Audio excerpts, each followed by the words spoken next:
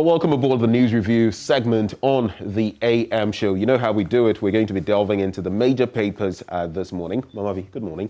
Yeah, good morning, Ben. How are you? We day. God day, we day. Nice. I'm not sure if I've recovered from yesterday or 2 days ago. I mean, it's still, we're here. We're talking about our democracy, and I'm referring to the scenes in Parliament from, late nights, 6th of January and early morning, 7th of January. And I was just looking through the BBC, the page, and I saw that they had featured us. Yeah. You know, they talked about the president being sworn in, but they added the chaos as well. I mean, let's face it, the Western media, they're often looking for, I'm sorry, but the negative about Africa, which makes me also believe. I mean, I'm not saying that they're always on the lookout for. As for this one, for that, but you know, the BBC, the CNN, I mean, all the major portals actually picked it up. But interestingly, at around the same time, what Vice President Pence was describing as the darkest day, or one of the darkest days in American history, was also unfolding at Capitol Hill, which is, I mean, can you think of it? Two countries that are so respected when it comes to democracy, one in the West, the other in West Africa, both of them messing up, just around the same period. I found it rather, curious, but it did happen. We're playing back some of the shameful scenes from our parliaments, and this is the 8 parliaments, the drama, the chaos, the embarrassing moments. Carlos Ahinkra. But on a lighter note, I think I never knew Carlos could sprint like that. I never knew he could. I mean, I think if within that short distance you had pegged him with one of the best sprinters around, he would have done himself some justice. Just. And what was all I couldn't of that think for? What was that? What was that for? Again, what was that for? But you see, something else I noticed, and I can't say this for a fact, so I'll be careful. But if you watch the video, you would see sort of someone egging him on and almost telling someone to step aside. And I've not mentioned anyone's name, but those scenes, I can't believe it. Muntaka, John Jinapo, and so many of them, I mean. Yeah, let's look at the papers. They talk about that. So, you want to start? Well, let's indeed commence with the Daily Graphic. Akufo-Addo begins second term, pledges strong economy and jobs. And he says he's going to preoccupy himself with the building of pathways that would create jobs for young people. I mean, today, even as we got feedback or the thoughts of some people from Nadoli Kaleo, where Alban Sumana, Bagben, has served for quite a long time, some 28 years. Some of them spoke, and one of the things they made mention of, I recall hearing this lady talking about the fact that they need jobs. The availability of jobs in some of those areas are not so good, and they need jobs. He also, the president spoke about establishing a strong economy and bringing about structural transformation to value-added activities. He spoke about the maturing of our democracy and the delivery of quality services, even as he, touched on the economy as well. Then, of course, before I get to the international front, that story captured here, ugly scenes precede election of speaker, swearing in of MPs. But something else I just want to hammer on, the military presence in Parliament. And Honorable Mutala, Member of Parliament for Tamale Central, yesterday in my interaction with him, called it a coup d'etat. And he said that, in fact, and these are his words again, that the defense minister, Honorable Nitewo, he had heard him making a call to the military and with witnesses, and he had told him to cease doing that. But, we saw that presence in Parliament. What exactly that means, I am not so sure, but I feel those created, unnecessary tension in the House. Let's also, the story is there. Road Minister warning road encroachers on page 14. You can check out details of that. And like I shared on social media yesterday, maybe one of the most fortunate politicians of our time, the Fomena MP, Honorable Esiama, from the stone that was rejected to becoming the cornerstone. So interesting one there. I'll just wrap up with the international section of the paper, just taking the headlines because there are some interesting ones. Côte d'Ivoire's opposition to take part in legislative polls, and in some, you know what happened in the Ivory Coast and all the rancor and all of that. But they're saying in the parliamentary election, they formed a coalition. They're going to participate fully. And like here in Ghana, the wrangling, they are saying they are going to win. So we wait to see what happens there. South Africa buys 1.5 million doses of AstraZeneca vaccine. I'm asking myself, when are we getting any? And Uganda readies to elect MPs to represent the elderly. Now, I found this interesting because the Ugandan parliament 2 years ago passed a law to create 5 special seats representing each region of the country for its senior citizens. They've also been giving some monthly stipends, so about some 300,000 of them. Not all of them, but some of them, between $5 and $7. So those are some of the major stories there. And to wrap on the back page, SNIT monthly pensions up by 10%. So simply put, if you were earning 300 cedis a month, it means now you're going to get, with the other details factored in, about an 11.5% increase, pushing the figure to 334.49 Ghana cedis. You know, in recent times, we've spoken about the fact that the pensions, they are simply not enough. So at least a positive step in 2021. Let's do the Ghanaian Times newspaper on the front page. Essentially, what happened yesterday with the swearing in of President Akufo-Addo and his vice president, and of course, the new Speaker of the 8th Parliament. On page 3 in the Ghanaian Times, 55 criminal offences recorded in Hohoi municipality. Chinese businessman cries for justice. He's appealed to the Ghana police to expedite investigation into a case of assault on him. He had essentially purchased a piece of land, went on it, but he was beaten really badly. The medical reports is part of the story. Also, 47-year-old woman arrested for allegedly possessing cannabis.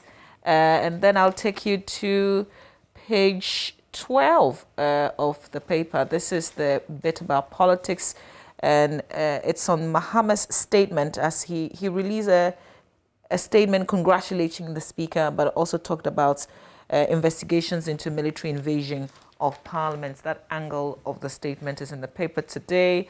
President Akufo-Addo sworn in for a second 4-year term, but NDC boycott ceremony. That's on page 15 of the paper.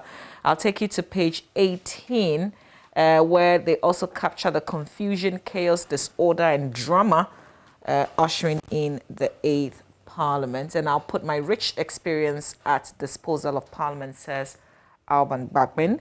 There is a story. Okay, there's another one of interest. Draft bill to decongest prisons in Offin, and this is on page 23 of the Ghanaian Times. This will help decongest the country's prisons. It's been prepared to be passed into law, hopefully. It has provisions for custodial sentence, community service, or alternative imprisonment. The Chief Public Relations Officer of the Ghana Prison Service, Superintendent of Prisons, Carriage Achem, disclosed this to the Ghanaian Times in Accra yesterday. He said congestion in the prisons kept rising, giving an example that a total of 13,325 inmates were sent to the country's various prisons from January 2020 to January 4, 2021.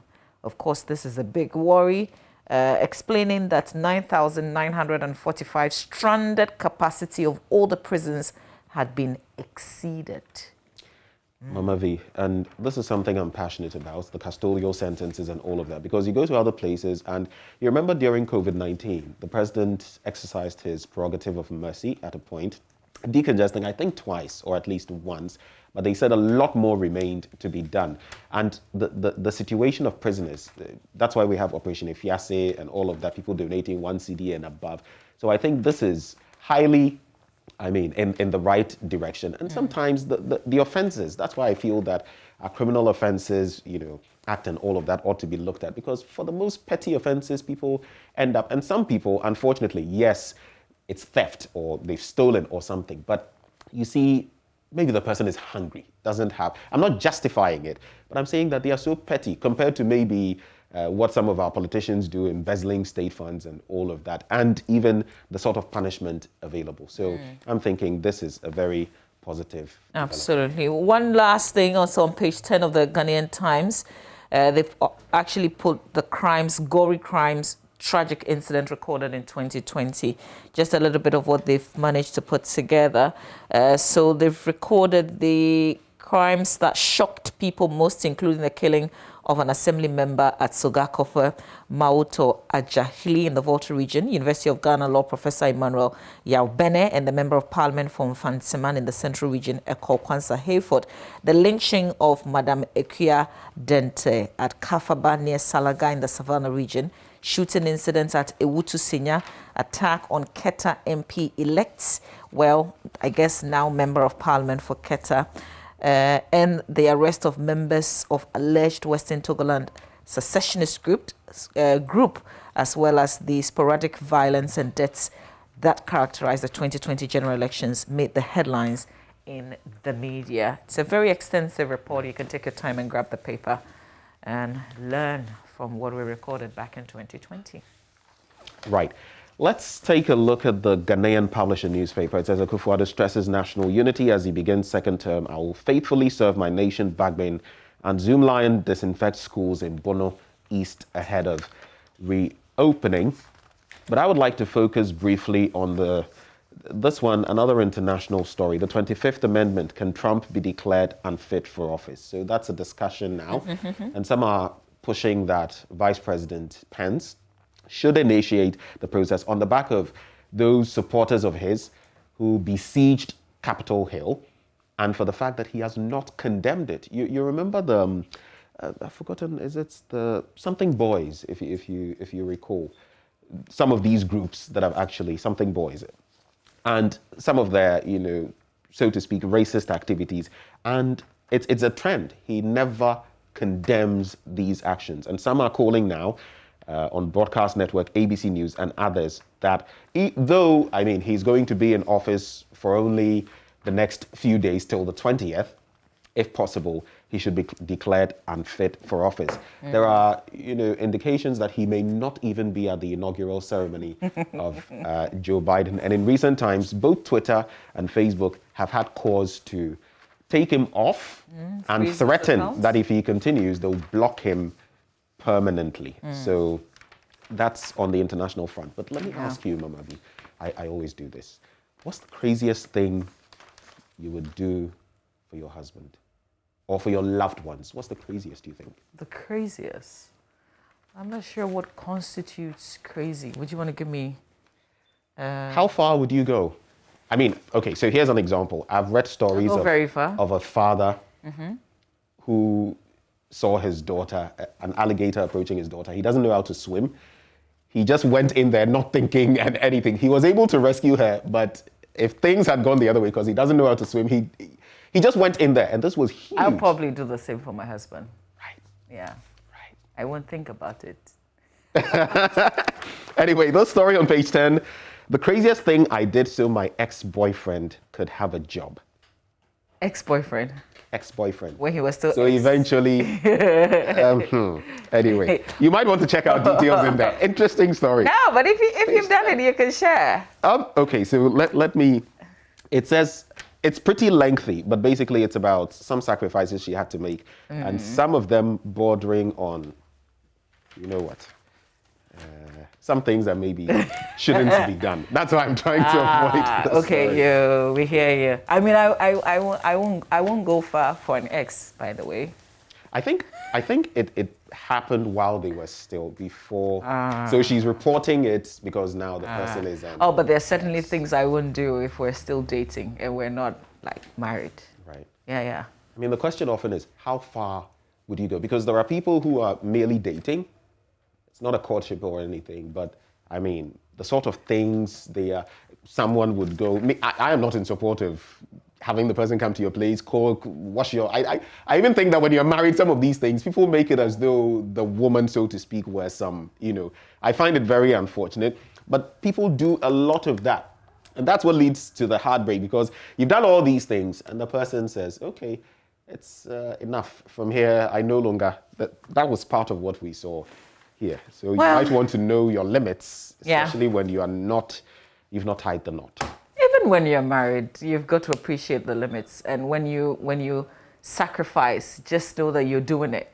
Anything could happen. The fact that it's marriage doesn't mean that you two can't go your separate ways. But would you look back on the sacrifices and say, I regret doing those? I don't want to get there. Do you get what I mean? Yeah. So I do it because I want to do it, for the love of it. Yeah. And when I move on, I have moved on. No regrets. I appreciate the fact that even in marriage, you're setting those limits, because if you don't, people burn out. They give so much. I read something once about a marriage box, so to speak. And in simple terms, it says you can't get out of the box what you're not putting into the box. So you want the other person always to put in the commitment, the time, the cooking, and everything. What are you putting into the box? Yeah. So some reciprocity important. Let's check out. All right, find the newspaper front page. Gbagban makes history as speaker nominated by opposition party. SNIT increases 2021 pension pay by 10%. $1 billion development fund for Volta. Dignitaries from more than 40 countries attend Akufo-Addo's inauguration. And yesterday I was imagining all of them sitting in their hotels watching our television and also enjoying, okay, well, maybe not enjoying, it was like a movie, like some Kumawood action movie. We were all watching it. All right, Akufo-Addo, Dr. Bawumia sworn in, jobs robust economy, high on government's agenda for next 4 years.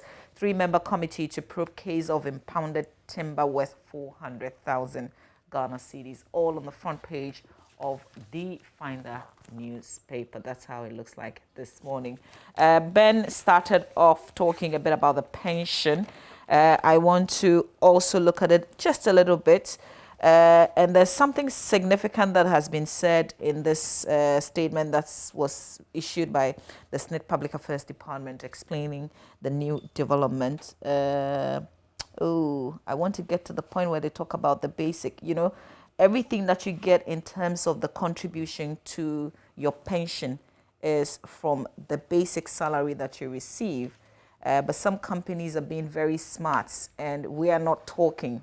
So we forget that when you get increments and those little increments are pushed to allowances, it may not reflect in the basic. So your pension still remains, even though you're getting increments regularly. You would see the significance of that when you retire someday and you're receiving very little as your pension. Right. Yeah. So that's something that we should all pay attention to. And it's become a trend. Enjoying the increments, but look at where the increment is going to exactly, and see whether or not it's reflecting in the contribution to your pension. It's become a trend that I'm seeing almost everywhere. Yeah. And it's because of the benefits of that too. The entities involved. So something you ought to look at. But again, save. Don't let your pension, whether tier 1, tier 2 or whatever, tier 2 or 3, be your... Ensure that you're doing the right thing so that your pension would just be something that you use for exigencies rather than, surviving on. Yeah.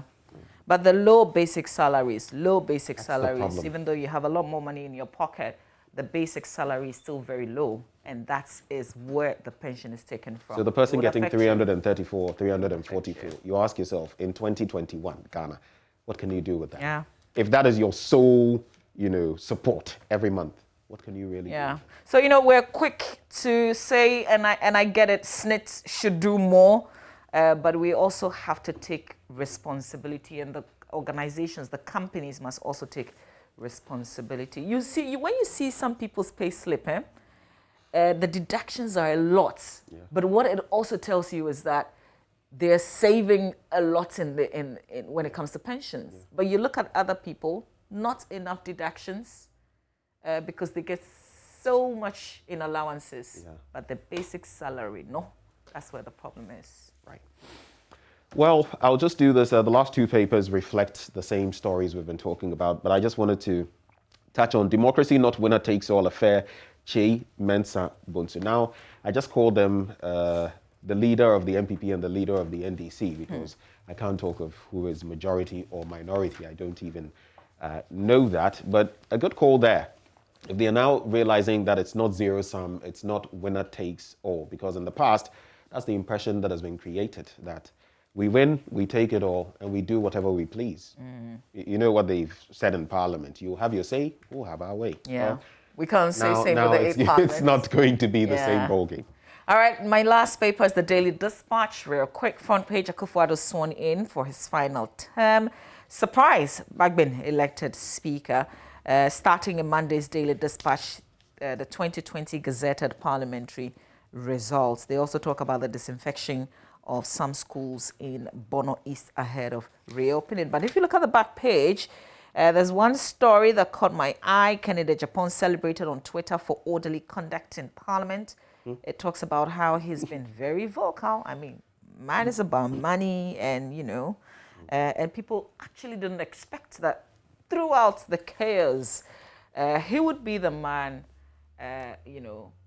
carrying out a mediation duty, if you like. I saw him tapping shoulders and patting people on there, and I was like, wow. Yeah, and they talk about him also playing a very important role in seeing the military that got into the chamber out of it. So people are bigging him up on Twitter. They said he should have been on the forefront, considering the kind of person that they've known him to be. But surprisingly, he was the one calming tempers. Well, it's not every day that someone will get into. I think maybe we have time to do more online, or would you do another? Oh yeah. No, we can go ahead. No, but you would do that. I'm just going to in as in my Joy Online, huh? Yes. Okay, sure. In some 10 seconds, look at the trends. Bitcoin at 10. The AM show is at number 7. We've been trending. So that's it. And Lakers at number 2. Let's check out my Joy Online very quickly, and then we'll wrap up from there. Mamavi? Dawn of 8th Parliament, 8 hours of rancor, military invasion, an illegal MP, and musical chairs. MP sat on an MP. After chaotic scenes in Parliament, Akufo-Addo is sworn in for second term, with NDC MPs boycotting inaugural ceremony. Oh, and here's the MP who was sat on, right? I didn't touch her. She just sat on me. This is like some child's play, isn't it? Like, yesterday I tried speaking with Ursula. She just sat on me. Oh my God, to think that. I mean, the suggestiveness. That's an MP explaining what had happened. But I feel bad about where she fell to her knees and the pushing, the shoving, and all of that. I feel it was rather unfortunate. Listen, I think all the incidents we recorded were very low moments, like lots of low moments. Very unnecessary. I mean, how do you take a chair of a person? Seriously, how do you do that? And the Ursula I know, yesterday after the inauguration, I mean, the swearing in of the president, when I saw her, she was so drained. In fact, she couldn't even, And when she fell on her knees, she also decided to attack Collins Dowda. Like, the man was just sitting there. And well, we couldn't hear what they were saying, so nobody can say maybe he said something, he didn't say anything. But what we saw was he was seated, and she just pushed him. Yeah. Just pushed him. Yeah. Charlie, these scenes, we can't forget about these scenes. No, how can we? And if we just after the sweep them under the carpet, of course, there'll be consequences. After the ceremony yesterday, some of the MPs that you interacted with sounded more like, oh, it's happened, we've moved on. We elected a speaker with See what I was trying to pin them down on, what they would do about it. Because if you or if I were to do something similar, can you imagine that? It would just snatching a ballot box or snatching ballot papers? It would just be privileges committee. It's their house, really. But we will come back and talk more about it. They can decide to move on when they're talking to us, but we aren't moving on. I mean, these are things that, and yesterday I talked about the fact that yesterday was Constitution Day. Yesterday was a very important, significant day, and they decided to show us this yesterday. So listen, we're moving on. We're definitely talking about it. We've got to take a breather. We'll bring you sports when we come back. We're staying with what they left us with as they duly constituted the 8th Parliament.